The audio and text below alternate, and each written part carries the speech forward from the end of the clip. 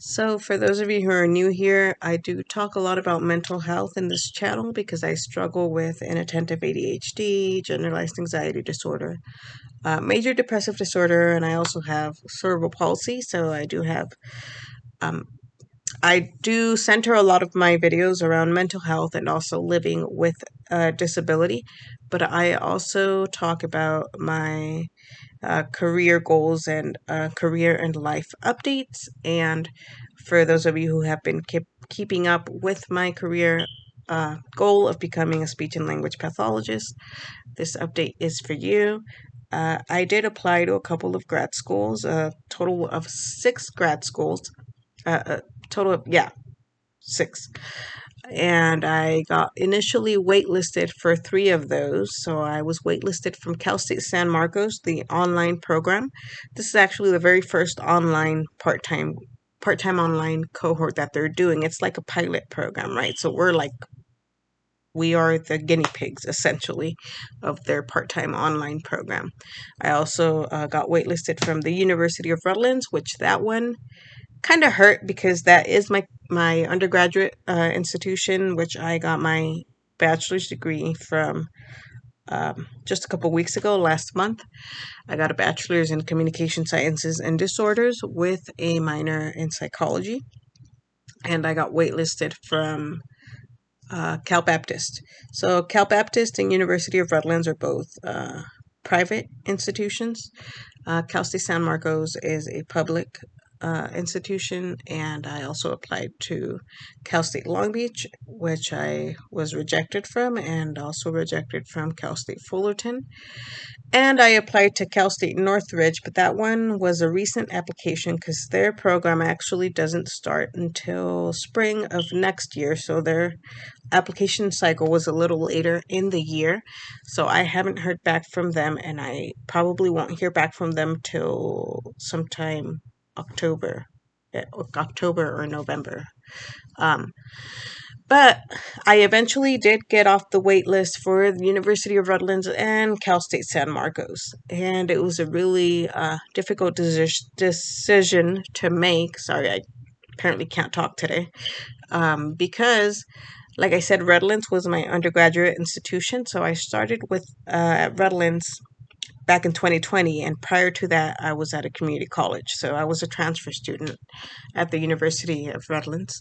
And a lot of my time spent at the University of Redlands was virtual. So a lot of the classes and the lectures were online because of COVID and everything that was going on. Because the University of Redlands is a very traditional institution in a sense, so they don't offer any online classes really. This was the first time that they were doing anything like that, and it was only because of COVID. They were very much eager and desperate to get back to like in presence on campus learning. Um, but through whole ordeal and that experience, I had taken online classes in the past at a community college, like 1 or 2 here and there. But having my entire schedule and all my classes online at Redlands actually made me realize that as a disabled student, someone who struggles with executive function and anxiety and ADHD and all of these other things, and as a mom, because also have an 8-year-old son, I actually do better with online learning than I do with in-person learning. And so it was just easier for me to sit down and focus and listen to the lectures and be able to rewatch the lecture videos and um, kind of do things and submit assignments online. Not necessarily at my own pace because they all did have due dates and everything, but it was just so much more relaxed and easier to do everything from home. And because of that experience, I was having a hard time deciding whether I wanted to pursue my master's program at the University of Redlands or go with the Cal State San Marcos online program.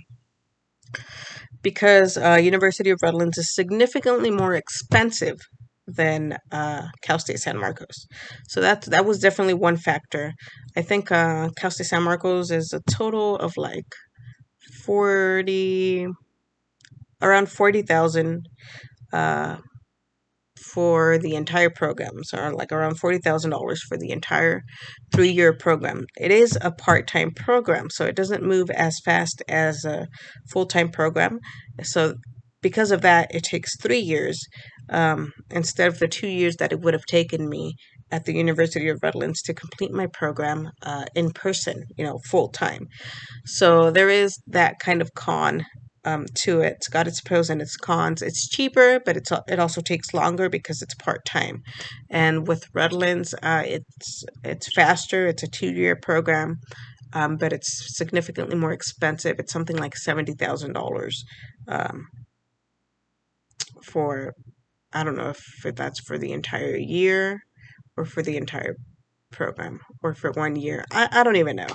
It's just some ridiculous amount, right? So you have to factor in the costs and you have to factor in the time that it's going to take you, and anything else. Like for me personally, because like I said, I am a mom and I'm also working part-time as a reading specialist.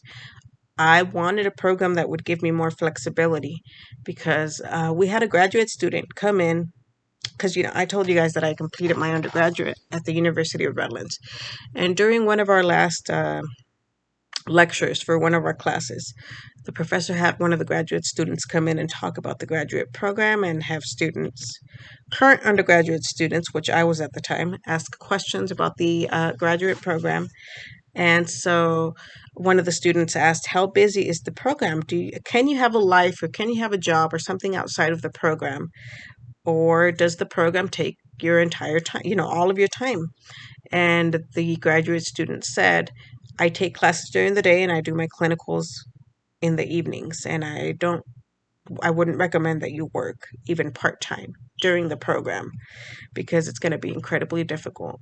If you can even find the time or the hours to actually work during the program, it's going to be difficult to balance work and school." And I think that's the case for most traditional speech language pathology programs.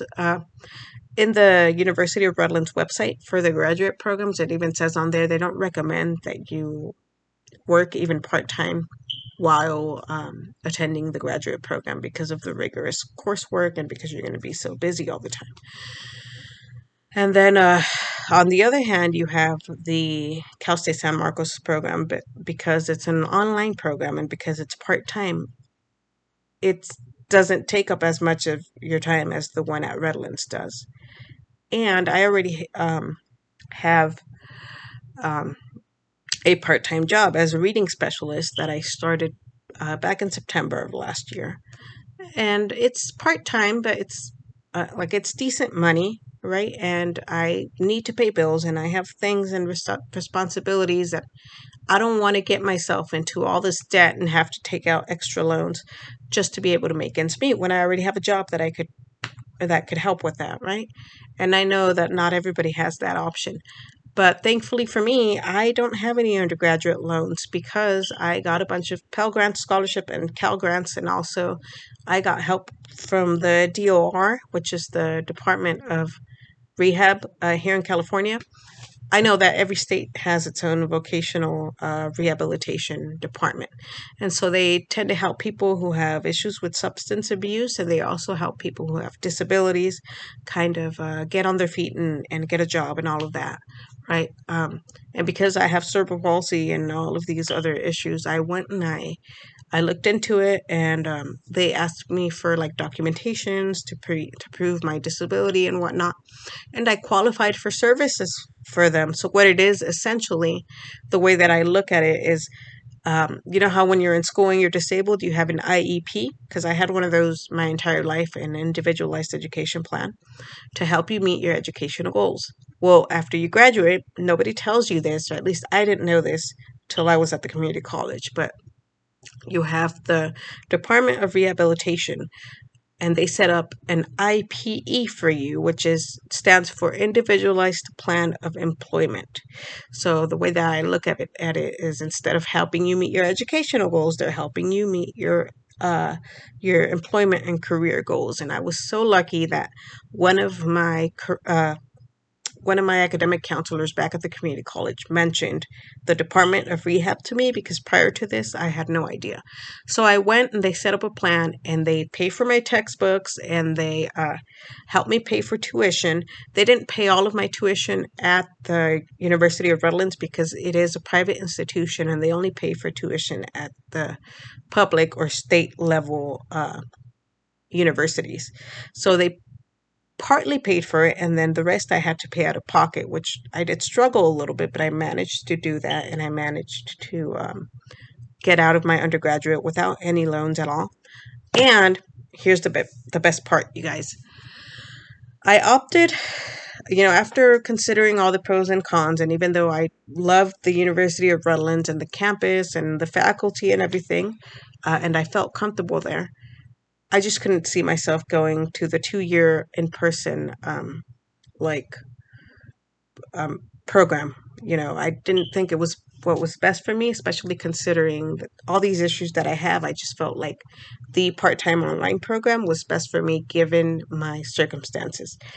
But the best part is that because Cal State San Marcos is a public university and their rate of tuition is at the state level, the Department of Rehabilitation will be paying for my entire master's program. So the entire cost of the program for the next 3 years, they're going to cover it all, and they cover textbooks and they cover any extra expenses, which is just amazing. So, yeah, so I decided to, if I had gone with the University of Redlands, they would have paid part of the tuition, like whatever it would have cost for me to attend a public university, they would have paid that part, but I still would have ended up having to pay like $30,000 out of pocket.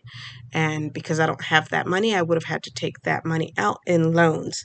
But with the Cal State San Marcos, the public program, they're going to pay the entire cost of tuition, and I don't have to take out any loans or worry about tuition, which is amazing, right? So, guys, if you're watching this and you know anybody who has a disability who is looking to go to college or they're struggling to pay tuition, before they go out and take loans, let them know that this is a thing in California, and let them know to get in touch with their state's vocational rehabilitation program to see what kind of stuff they have to offer, because it's amazing, right? That they offer all this like tuition assistance and they pay for textbooks, and something that I've been disabled my entire life and I had no idea about until recently. So I would say definitely spread the word about that.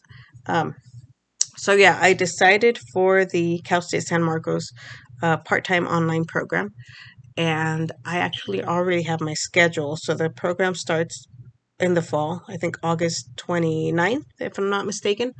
And I'm taking,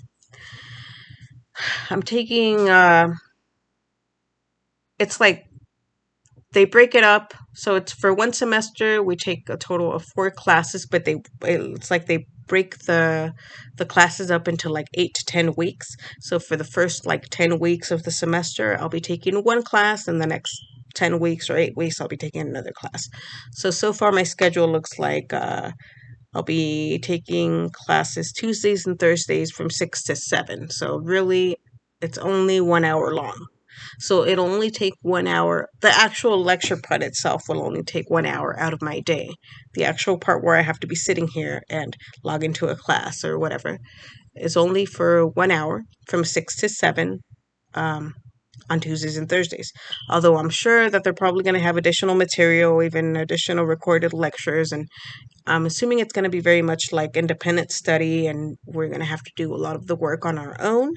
They're going to have probably assignments that we have to turn in throughout the week, and that's fine because that's, to me, is still super, super flexible, right? And it's perfect for a mom who works part-time, who has ADHD, anxiety, and depression, and all these mental health issues that I have to deal with outside of school. So it is a little longer than I would have expected. It is a 3 year program, but for somebody who has all the issues that I have and under the circumstances, I think slow and steady definitely wins the race in this case, right? So yeah, so that starts in August. Although I already have like a super long to-do list that I have to complete before the program starts. So I have to get like a TB test. I have to make sure all my immunizations and my vaccines are in order because I'm going to be doing like clinical practicums, right, at the schools and whatnot. And then I have to take the STEBEST exam, and I have to get a physical done and medical clearance from my doctor. I also have to get CPR certified, so I have to get a CPR certification. I have all these things that I have to do over the summer, that the list that they sent us that we have to do to prepare um, before our classes start. So I guess in a way, the program itself has already started. So yeah, let me know down below if you have any questions or comments, and that is my update for now.